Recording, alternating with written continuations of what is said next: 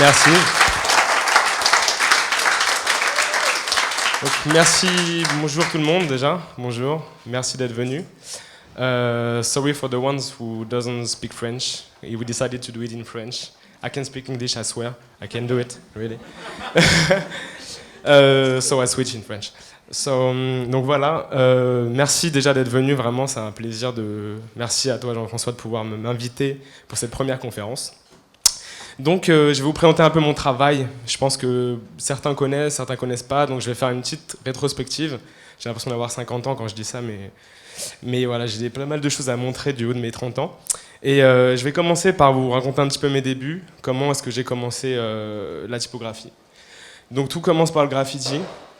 Donc voilà, il y a 15 ans, donc ça c'était il n'y a pas 15 ans, mais j'ai commencé le graffiti il y a 15 ans. À l'époque, voilà, je faisais beaucoup de lettrage. C'était du lettrage du graffiti, donc c'était des lettres quelque peu compliquées. Disons que les gens qui font pas de graffiti ont des fois du mal à lire. Mais donc là, c'est écrit Satyr, S-A-T-Y-R, avec un petit bisounours. C'était important de le dire. Et donc voilà, à l'époque, c'était des lettres un petit peu déstructurées. J'essayais un petit peu j'avais mes références à moi, très new-yorkaises de graffiti new-yorkais. Et je faisais beaucoup de collaborations avec des amis, je faisais des fresques toujours très colorées, comme vous voyez, souvent avec des lettrages assez agressifs. C'était un petit peu mon truc à moi, mes références à moi. Et donc voilà, on avait décidé avec des amis de faire là, par exemple, en dessous, on a le mot harmonie. Donc moi, en haut à gauche, vous voyez, c'est le mot satire, comme vous voyez là. Et à partir de là, en fait, j'ai switché, j'ai fait Tirsa. Donc j'ai fait du verlan parce que tout le monde m'appelait Tirsa. Donc ça a été mon blaze ensuite, par la suite, et j'ai continué à travailler mes lettres avec mon style très new-yorkais. Après ça, en fait, j'ai fait des Lisa comme école, et après j'ai fini par les Gobelins, super école. Et j'ai sorti des projets dans ce genre-là, en collaboration avec un ami de l'école. Comme vous voyez, c'est des couleurs qui reviennent un petit peu comme dans mes graffitis précédents. Donc là, c'était il y a 8 ans à présent, c'était un de mes premiers projets sortis. Donc voilà, c'était beaucoup de typographie. Moi, ce que je faisais là, c'était la typographie. Et mon ami, en collaboration, lui faisait tous les dessins, toutes les illustrations que vous voyez un petit peu autour. Suite à ça, les Gobelins, j'y ai passé 1 an. Avant, j'ai fait 3 ans à Lisa. J'ai eu mes premières commandes. Mes premières commandes, c'était surtout en fait des flyers pour des amis. J'ai beaucoup d'amis qui étaient DJ, qui sortaient, qui faisaient des choses. Et voilà mes premiers flyers. Et comme vous voyez, en fait, là, la typographie est beaucoup plus lisible. Il y a quand même un but de lisibilité important. Et les couleurs, finalement, restent assez proches de ce que vous avez vu ce que je faisais en graffiti avant. Des couleurs assez vives, qui tranchent, beaucoup de contraste. Et cette fois-ci, voilà, ma nouvelle démarche à ce moment-là, c'était de rendre les choses plus lisibles. Sachant qu'avant, le but, c'était de faire circuler mon nom, Satyr, Tirsa, surtout auprès des graffeurs, plus qu'auprès de ma mère et de mon père. Donc voilà, à partir de là, j'ai fait plusieurs flyers, toujours avec le même collectif, Premiere to Fame. Comme vous voyez, en fait, c'était beaucoup de typographie. En fait. À partir de là, j'ai vraiment compris que, suite à ce que j'ai appris avec le graffiti, c'était vraiment la typographie qui me touchait plus que tout. Et j'ai essayé de transmettre ça avec mon petit passif de graffeur, sans avoir eu de cours de typographie jamais dans ma vie. J'ai amené ça à quelque chose d'un peu plus illustré, un peu comme une cover de mixtape que j'ai fait pour un ami, un flyer encore. Après ça, en fait, après les Gobelins, j'ai commencé à travailler un peu en agence. J'ai toujours été freelance, je suis toujours freelance, et j'ai commencé à faire des choses pas toujours intéressantes en agence, mais je pense que c'est important de passer par là. Et j'ai commencé à comprendre comment travailler une agence. Notamment, voilà, on voit une petite bannière web, pour ceux qui font un peu de web. C'était pas très funky, mais en tout cas, ça m'a permis de comprendre un peu la discipline qu'il faut avoir en agence. J'ai appris beaucoup de choses, le rapport avec le client, le rapport avec tous les gens qui travaillent dans les agences. Donc j'ai fait beaucoup de web, notamment voilà, des sites pour Peugeot, des sites pour Dulux Valentine, plein de choses comme ça. Bon, c'était un peu frustrant parce que moi qui aimais la typo, je pouvais pas trop mettre ça en avant. Mais à côté de ça, j'avais déjà mes projets à côté, je faisais des choses à côté. Et j'ai eu l'opportunité, grâce à un ami qui tenait un restaurant, de lui faire toute son identité visuelle. Donc voilà, le barbershop. Ça a été un projet assez important pour moi, parce que ma première identité à moi tout seul, en entier d'un lieu. Donc voilà, le restaurant était un restaurant parisien, mais qui faisait très diner américain. Donc j'ai essayé de combiner un peu ces deux identités, très brasserie parisienne et en même temps quelque chose une sorte de diner américain. Donc le barbershop, voilà, c'était mon premier gros projet où j'ai pu vraiment me faire plaisir, travailler un peu de la typo, expérimenter des choses. De là, ça a été décliné, voilà, c'est vraiment toute l'identité du lieu. J'ai essayé de trouver une identité propre, même pour les typos du brunch, les typos un peu tout partout. Donc là, je me suis vraiment éclaté. J'ai eu une carte blanche et c'est assez rare de pouvoir se permettre d'avoir une carte blanche. Bon, il n'y avait pas beaucoup d'argent, c'est pour ça aussi. Je vous le cache pas. Mais c'était voilà, c'était pour un ami, c'était surtout pour moi qui avait très envie de me lancer dans un projet assez costaud. Je sortais d'école, j'avais envie de le faire. Donc voilà, j'ai fait plein de choses autour de ça. J'en ai fait voilà, toute l'identité visuelle, de carte de visite jusqu'au menu. Et en fait, ce qui était intéressant pour moi, c'est que dans le menu, j'ai pu pousser encore plus l'identité et amener un travail d'illustration au dos de ce menu. Donc quand on ouvrait le menu, on avait tout au dos une illustration en entière. Donc avec les lettres barbershop qui gravitaient les unes avec les autres. J'avais tout fait au crayon à papier. Donc j'avais passé beaucoup de temps, je travaillais en agence de pub à ce moment-là, donc le soir quand je rentrais, je bossais jusqu'à 4h du mat'. Ma copine m'a largué et non, c'était un moment où, moi j'étais très excité à l'idée de sortir de l'agence pour aller continuer à travailler, mais pour travailler ce projet-là qui m'a pris beaucoup de temps. Donc voilà, j'ai travaillé, j'avais pris en photo tous les éléments du barbershop, je les avais redessinés, je les avais fait graviter avec les lettres, la salière, la poivrière, donc avec des différentes échelles comme ça. Et donc de là, en fait, j'ai eu cette affinité pour le fait de tout travailler à la main. J'ai tout travaillé à la main, j'adorais travailler à la main, au crayon à papier énormément. Et j'ai commencé à faire pas mal d'illustrations à la main. Beaucoup, pas mal de quelque chose de souvent très matiéré, essayer d'un peu creuser les matières, essayer d'expérimenter un petit peu les outils. Donc beaucoup de crayons à papier, je m'amusais beaucoup avec ça. Là par exemple c'était plus au stylo noir, c'était voilà, Get the Monkey Style, c'était une commission que j'ai eue par un client et je me suis fait plaisir en essayant d'imaginer une typo en queue de singe. C'était assez drôle à faire, j'ai pris beaucoup de plaisir à le faire. Donc des fois on a des commanditaires très cool qui nous permettent de faire des choses un peu comme on le sent et qui nous font vraiment confiance. Des typos aussi pour Carhartt, c'est quelque chose d'assez cool pour moi, sachant que je suis un fan de ce genre de marque, de pouvoir avoir l'opportunité de travailler avec eux et surtout de pouvoir faire vraiment ce que j'aime. Là vous voyez en fait la référence de cette illustration par exemple, c'est vraiment les letterpress, clairement. J'ai toujours adoré ça et quand je suis en brocante j'en achète, j'adore ça. Et là je m'étais dit que ça pouvait être intéressant d'essayer de travailler ça en illustration. Donc vous voyez, il y a pas mal de références de gravure, donc avec les petits traits hachurés. En fait, j'ai toujours essayé d'essayer de changer mes références et voilà, faire différentes choses. Vous voyez, les traits de gravure, c'est quelque chose qui revient, qui était déjà dans l'identité du barbershop. Donc voilà, j'ai fait beaucoup d'illustrations dans ce genre-là, de typographie, un petit peu pour des t-shirts, pour des amis, pour des marques, des belles marques. Et expérimenter, ça a été toujours mon truc. Donc expérimenter un peu avec le crayon de couleur, par exemple, essayer de faire de la typographie avec le crayon de couleur, ce qui n'était pas une mince affaire. Et je vous cache pas que pour faire ça, j'ai pris beaucoup de temps pour faire une illustration avec un ami qui lui, c'était une collaboration en fait. Il a fait un coq au crayon noir. Moi, j'ai fait la typo au crayon de couleur et on a combiné tout ça tous les deux. C'était un projet sans commanditaire. C'était son expo à lui. Il faisait une expo et on s'est dit si on faisait ensemble une petite collaboration. Donc voilà, d'autres visuels que j'ai pu faire au crayon de couleur encore, essayer d'expérimenter, c'était pour une exposition également. Donc en général, les expos, les projets perso permettent vraiment d'expérimenter beaucoup, et notamment le traité crayon de couleur. Celui-ci aussi, c'était un projet pour une marque, c'était pas vraiment une marque, mais Colossal Media. C'est une entreprise américaine qui refont toutes les publicités que vous voyez à New York, qui les peignent. Ils m'avaient demandé de leur faire un visuel pour peut-être le peindre sur un mur, ce qu'ils n'ont jamais fait. Je me rappellerai. Et donc bref, en tout cas, ça m'a permis d'expérimenter. Et donc là, vous voyez, l'association de crayons de couleur et de crayons noirs. Et en fait, même dans mes logos, finalement, je travaillais à la main. C'est ce que j'aimais, c'est ce que j'ai toujours aimé faire. Et même dans mon travail d'identité visuelle, je travaillais à la main. Donc ce qui est assez drôle, c'est qu'en fait, Odocine, c'est un restaurant-bar qui est juste la rue derrière, en fait. C'est un pur hasard. Et c'était la personne qui tient ce restaurant m'avait demandé de faire le logo. Et voilà, j'en ai fait quelque chose. Voilà, je travaille tout à la main à chaque fois. Je me sens beaucoup plus libre de mes courbes, de mes gestes. Et la rigueur vient après, une fois je passe sur Illustrator. Et justement, le fait de travailler les logos, c'est quelque chose que j'ai toujours aimé faire, que j'adore faire, qui est une des choses qui me plaît le plus dans le métier que je fais.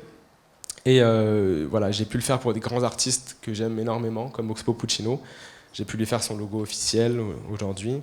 Et c'est quelque chose qui me touche parce que j'écoutais sa musique quand j'avais 13 ans et 17 ans après, il me demande lui-même de faire son logo, donc c'est assez touchant.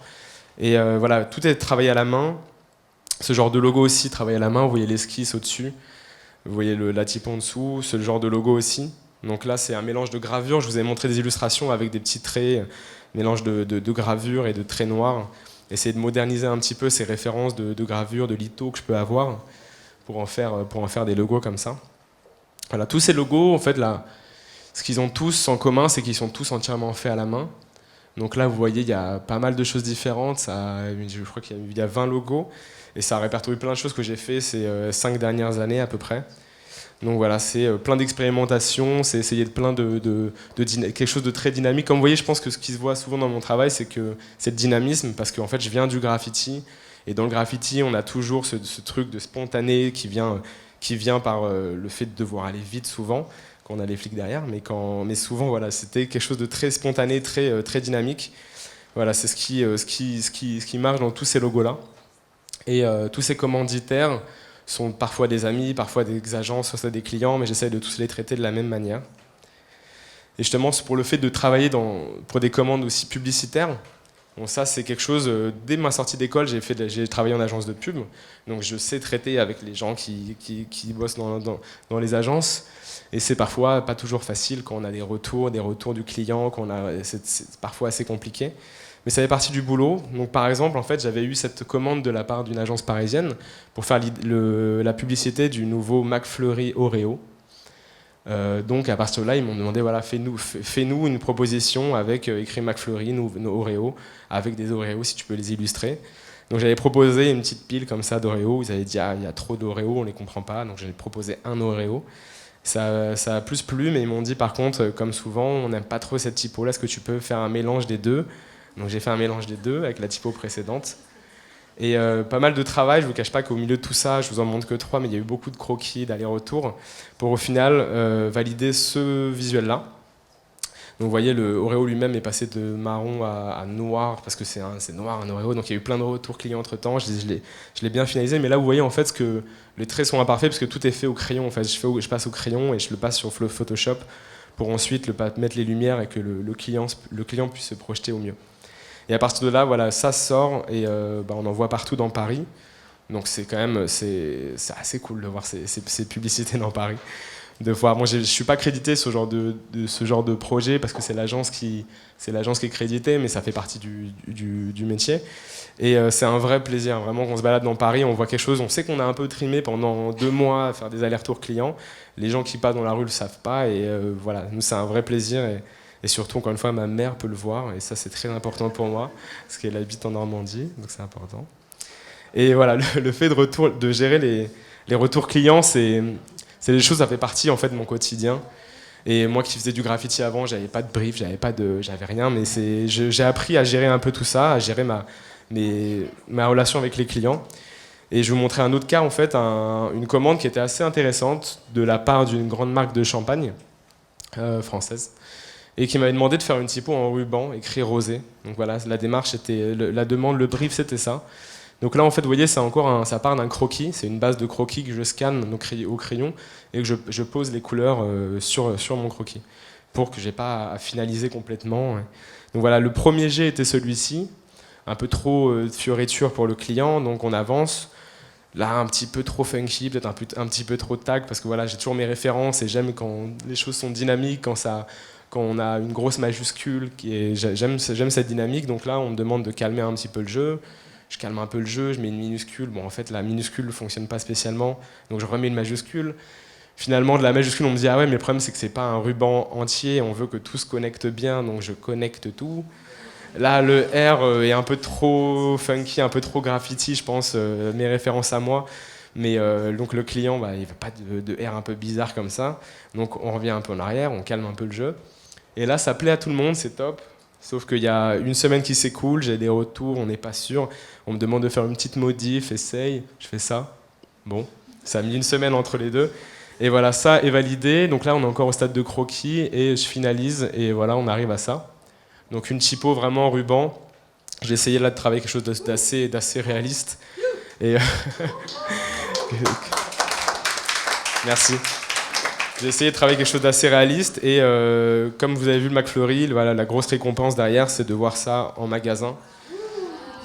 Et voilà, c'était un peu dans tous les aéroports du monde, c'était un petit peu partout et donc ça a été quelque chose d'assez incroyable de pouvoir ramener ce champagne à sa mère à Noël.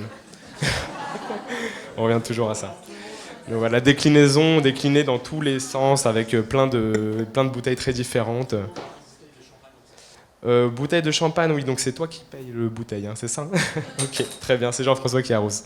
Super. Donc voilà, ce genre de projet qui est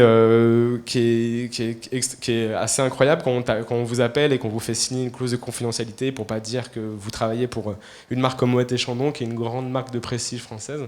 Et pour moi, la transition de venir du graffiti et passer sur du packaging de luxe, c'est quelque chose que j'aurais jamais pensé faire, j'aurais jamais espéré le faire, jamais osé espérer. Mais aujourd'hui, voilà, on se rend compte que finalement, en ayant un passif plutôt graffeur et donc quelque chose d'assez illégal, finalement, on arrive à avoir quelque chose qui arrive dans tous les aéroports du monde, donc c'est assez cool. Il y a aussi une autre partie du travail qui est intéressante, que j'aime beaucoup travailler, ce sont les appels d'offres. J'ai eu l'occasion de faire beaucoup d'appels d'offres différentes, et c'est toujours intéressant quand un client nous appelle pour nous dire, voilà, tu es en compétition avec plusieurs graphistes, et voilà, le but c'est de tout donner. J'ai un peu l'esprit compétition et en général quand on me donne ce challenge, j'essaye de me donner à fond. Donc je vous montre pas tous les slides, les 10 000, tous les docs que j'ai de compète, mais en tout cas voilà, je vais vous montrer une première compète que j'ai eue. Donc c'était la marque, c'était Nike, donc une très belle marque. De la même manière que Moët & Chandon, je pensais pas un jour pouvoir travailler pour une marque comme Nike, mais voilà, j'ai pu le faire. Donc ils m'ont demandé de participer à une appel d'offres. On était 3 typographes apparemment sur le projet. Et le brief, c'est fais-nous juste une typo au marqueur. Moi, j'aime bien pousser un peu les choses. Donc, quand ils me demandent de faire ça, je fais un abécédaire à chaque fois avec cette typo. J'essaie de la pousser. Donc, j'essaie différents. Même si la dynamique est un peu la même, c'est des outils complètement différents à chaque fois. Donc là, on a une crink ronde, très au bord arrondi à droite. Là, on a quelque chose de plus un marqueur biseauté. J'essaie différentes choses. J'essaie avec un pinceau où je laisse exprès couler la peinture. Donc je mets beaucoup d'eau, j'en essaie avec un pinceau très sec. À chaque fois, je fais l'abécédaire. Et ayant mes références de graffiti, je décide d'en faire une à la bombe. Donc voilà, voilà, je propose ça en même temps, j'en fais l'abécédaire. Et ça plaît énormément aux clients. Donc je gagne l'appel d'offres. De là, je commence à réaliser un petit peu toutes les lettres. Donc c'est un petit peu compliqué, je ne vous cache pas tout le process, parce que faire de la bombe, c'est pas un petit dessin sur un A3 qu'on scanne, c'est des rouleaux de papier. Donc par exemple, on m'avait loué un studio entier pour faire les différentes typos. Là, c'était dans mon bureau, bon, c'est pas très propre, mais voilà, c'était dans mon bureau, j'ai essayé de faire tout l'abécédaire comme ça. Et finalement, le problème, c'est que quand on fait ça et qu'on a des retours clients ensuite, c'est un petit peu problématique. Donc j'ai dû trouver d'autres lieux pour le faire. Donc là, en haut, c'est ma terrasse de chez moi. Il faisait un peu froid, c'était en plein hiver, donc en bas c'est le parking de chez moi. Vous voyez, en fait, c'était assez particulier comme projet parce que on avait décidé en fait de faire ce qu'on appelle au fat cap. Donc le fat cap, c'est les caps assez gros de bombe qui fait des traits assez énormes, qui en général permet de faire des tags vandales assez costauds. Et on s'est mis d'accord pour partir là-dessus, mais finalement une seule lettre rentre même pas dans un A3. Donc voilà, des rouleaux et des rouleaux. J'ai fait plein de tags différents, j'envoyais les photos, je faisais valider et c'était très compliqué. Mais voilà, au final, on arrive avec ça. Et surtout, on arrive avec ça après. Et c'est un vrai honneur. Merci. La petite histoire avec ce projet-là qui est assez particulière, c'est que c'était pour le maillot de l'équipe de France. À ce moment-là, on n'était pas sûr d'être qualifié pour la Coupe du Monde. Et donc si on n'était pas qualifié, la campagne ne sortait pas. Et donc j'avais bossé tout ce que je vous ai montré avant pour rien du tout. Et en fait ce qui se passe, c'est qu'il y a eu un match France-Ukraine, on devait gagner 3-0 et on a gagné 3-0. Et c'est sorti 10 minutes après la victoire sur le Facebook de Nike, il y avait ce visuel-là. Donc voilà, c'était plein d'émotions parce que j'étais vraiment à deux doigts de me dire bon, j'ai bossé pour rien. C'était un peu dur, mais voilà, au final, il y a ça qui sort. Franck Ribéry, un grand joueur de l'équipe de France, et, qui n'a pas brillé cette Coupe du Monde-là, mais en tout cas qui était là. Et on voit aussi son visuel sur les Champs-Élysées. Maman, elle le voit pas parce qu'elle est en Normandie, mais c'est les Champs-Élysées quand même, c'est pas mal. Donc c'est assez glorifiant de passer devant et dans la boutique, devant la boutique Nike. Et en fait, à partir de ce projet-là, je vous ai montré beaucoup d'illustrations, travaillées souvent de manière très détaillée, avec plein de détails, du stylo, du feu, du crayon de couleur, très très poussé en termes de détails. Je passais 3 jours, 4 jours sur mes illustrations. Et en fait, suite à ce projet-là, j'ai eu une vraie affinité pour le travail très spontané, celui à la broche, celui au marqueur. Et en fait, ça reprenait ce que je faisais en graffiti depuis des années. Et je me suis un peu lâché à l'époque. En fait, je n'osais pas trop montrer ces projets-là, parce que pour moi, c'était vite fait. En fait, je me suis rendu compte que la dynamique qu'amenaient toutes les lettres et finalement le côté un peu un peu plus lâché, un peu plus spontané, fonctionnait aussi très bien, notamment surtout dans les campagnes de pub pour du sport ou quoi. On aime bien pousser un peu quelque chose de très spontané et dynamique. Donc j'ai commencé à travailler pas mal à la broche, à avoir pas mal de commandes, beaucoup autour du foot. Donc je suis pas non plus un dingue de foot, mais en tout cas le foot m'aime bien apparemment. Et j'ai fait plein de projets autour du foot et donc de la FFF, de Nike. Donc c'était assez intéressant. J'ai pu faire les affiches de matchs pour France-Norvège, France-Jamaïque. C'était des marches préparatoires pour la Coupe du Monde. Et voilà, ça a été des projets aussi très intéressants parce que je peux faire quelque chose de vachement plus spontané. Donc je vous cache pas que derrière ça, il y a beaucoup de travail, il y a beaucoup de scans différents, de chercher la lettre parfaite, la dynamique parfaite.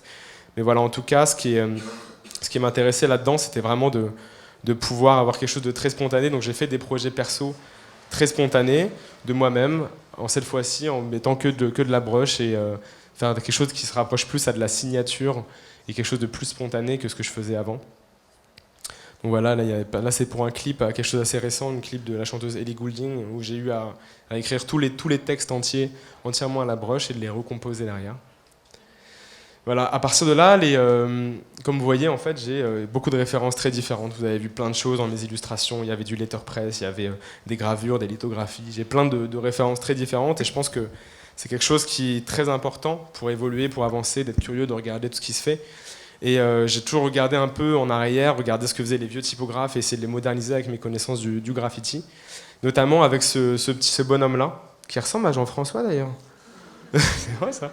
Donc Herb Lubalin, qui est un peu une sorte de mentor pour moi. J'ai toujours été passionné par son travail parce que il a travaillé ça dans les années. On n'applaudit pas, c'est pas moi, hein, attention. C'est dans les années 70 qu'il a travaillé une réalisation comme ça, donc ça date d'il y a 40 ans et c'est aujourd'hui encore, c'est tout à fait moderne. Si on croise un mur, je pense comme ça, ça marche très bien, c'est encore d'actualité. Des compositions LED, donc il avait fait ce travail dans la cantine de CBS dans les années 70. Il avait fait en fait tous les plats de la cantine qu'il y avait, il avait tout composé. Et il en avait fait un mur entier, donc il a découpé les lettres. C'est un projet qui m'a toujours vraiment marqué depuis que j'ai appris un petit peu qui était ce bonhomme et qu'est-ce qu'était la typo. Et de là, en fait, j'ai voulu faire une référence à cette personne et à ce travail en refaisant l'illustration du barbershop que je vous ai montré. On s'est dit, 3 ans après, tiens, pourquoi pas refaire une illustration. Donc à partir de là, je me suis lancé dans une grande fresque avec reprendre tous les plats, tous les boissons qu'il y avait au barbershop, donc le restaurant que je vous ai montré, et retravailler ça comme j'aime bien, avec des dégradés en gravure, type gravure, donc avec des traits fins, des traits en dégradé, plus ou moins condensés. Donc j'ai fait toute une grosse illustration comme ça, qui fait à peu près 90 cm. Donc voilà, on a tous les plats du barbershop, les boissons. Et voilà, donc ensuite le menu est sorti. Et voilà, aujourd'hui c'est encore d'actualité. Si vous allez au restaurant qui est Avenue de la République, c'est super bon, allez-y. Vous pouvez encore le voir. Donc voilà, j'ai pu.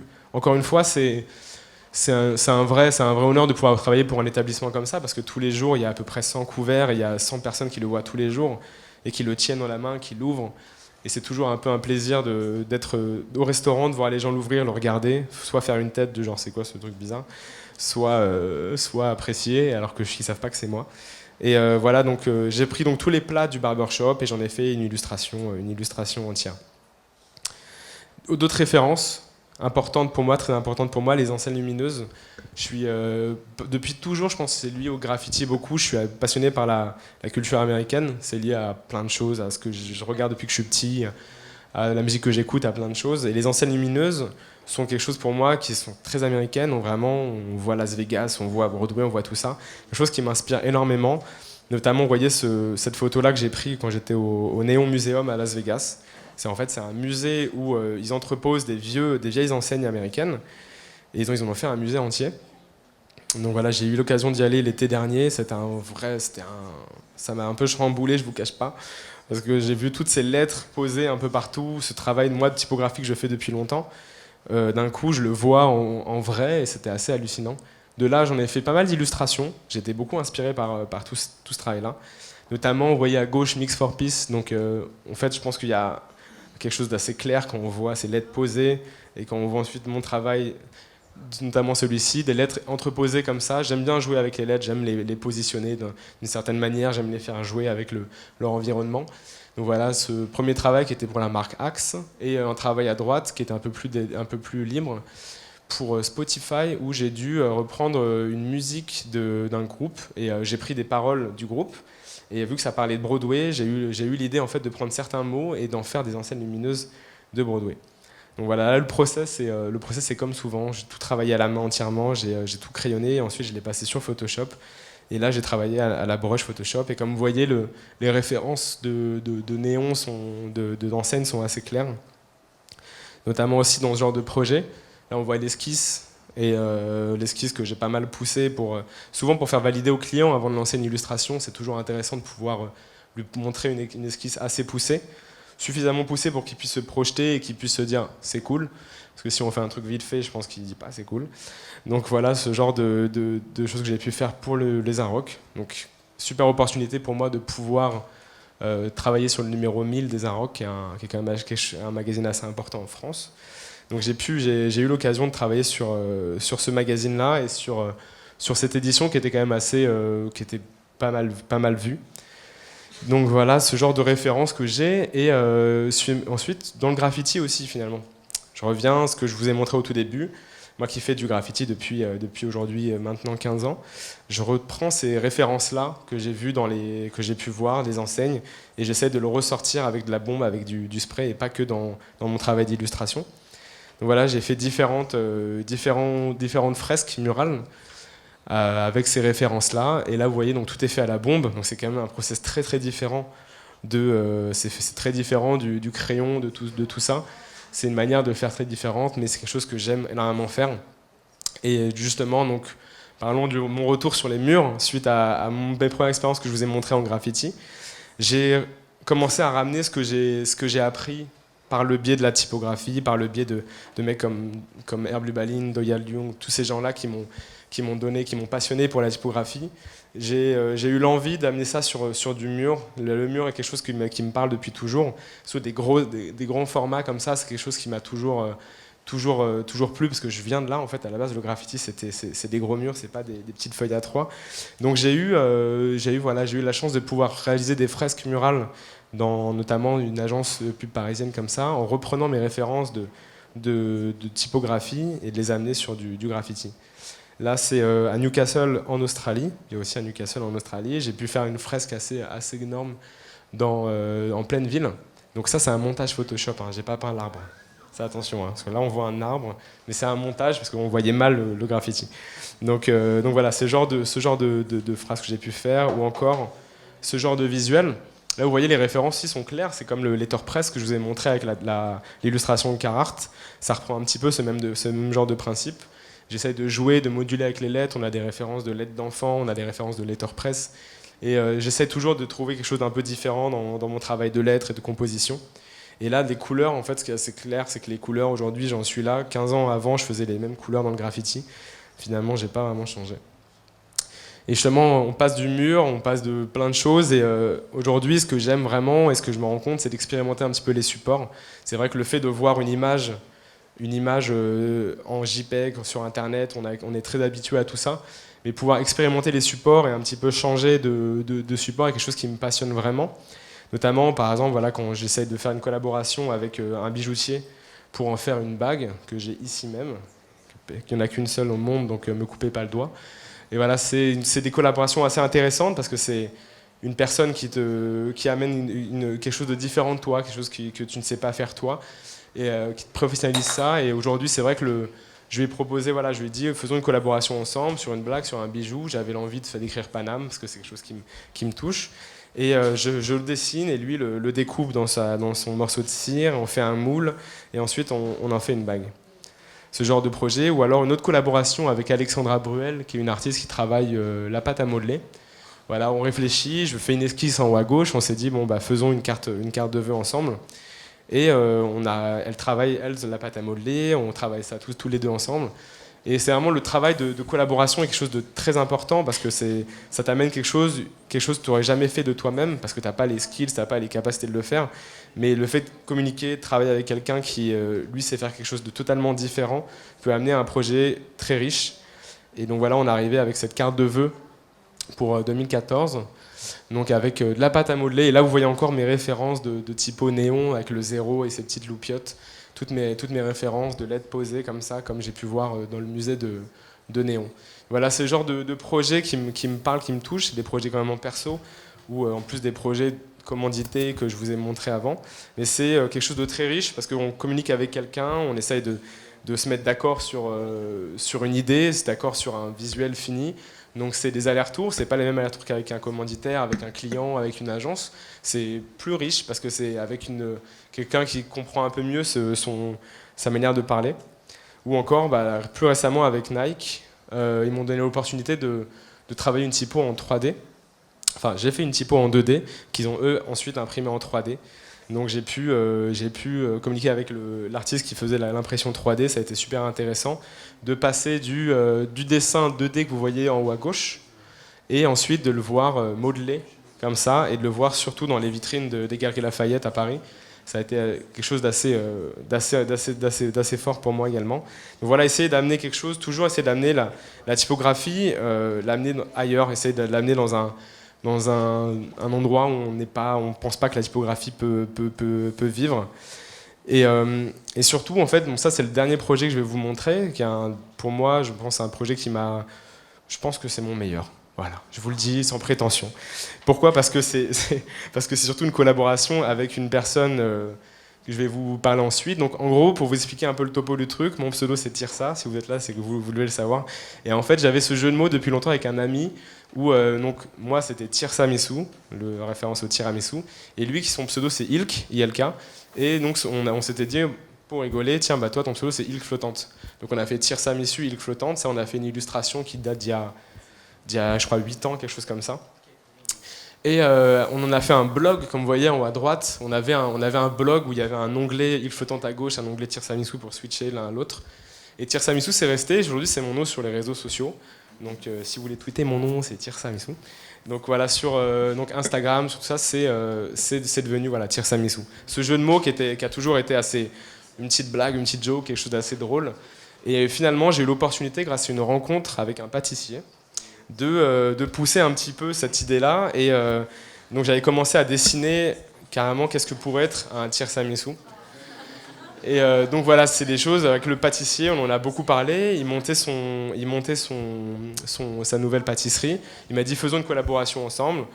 Et je lui ai dit mais à fond, j'ai très envie de pousser. Je vous ai montré des bagues, des choses. J'avais très envie de faire quelque chose qui se mange et quelque chose qu'on peut voir un peu différemment d'un simple visuel.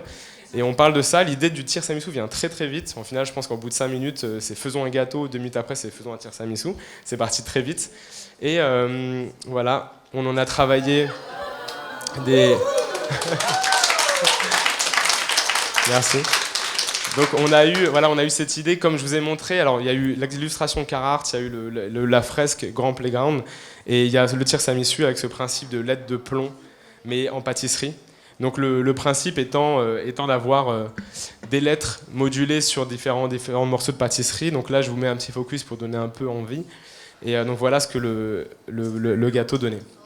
Donc ça, c'était vendu en plus chez le pâtissier. Et donc l'idée, c'était de se dire, ok, on module des lettres. Donc c'est 9 modules différents avec 3 déclinaisons du tiramisu à la base. Donc le T et le M avaient un goût, le S et le R avaient un autre goût plus fruité. Et le A, Y, I, U avait un goût plus chocolaté de brownie. Et voilà, ça a été vendu et c'était un projet exceptionnel pour moi. Donc quand je dis mon meilleur, c'est pas je me la béflant, mais c'est plus qu'on a fait quelque chose c'est un artisan pâtissier et moi qui travaillons sur quelque chose de purement sain parce qu'on n'a pas de partenaire, on n'a pas de marque qui nous sponsorise, on fait ça à deux. Et ça a été 9 mois de développement ce projet, 9 mois entiers entre le brief, en tout cas la première réunion et la sortie du gâteau. Et ensuite ça a été vendu pendant 3 mois dans sa pâtisserie. Et donc les gens le commandaient. Et comme par hasard, à Noël dernier, je l'ai amené à ma mère. Donc c'était important.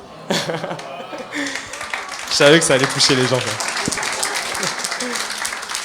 Donc voilà. Et donc je suis désolé, mais la dernière fois que j'ai fait une conférence, j'ai fini par parler de ça et j'ai ramené le gâteau. Et malheureusement, il ne le fait plus. Je l'ai appelé ce matin, le pâtissier ne fait plus le gâteau. C'est terminé, donc désolé. On finit que sur ce visuel alléchant. En tout cas, merci. J'espère que ça vous a plu.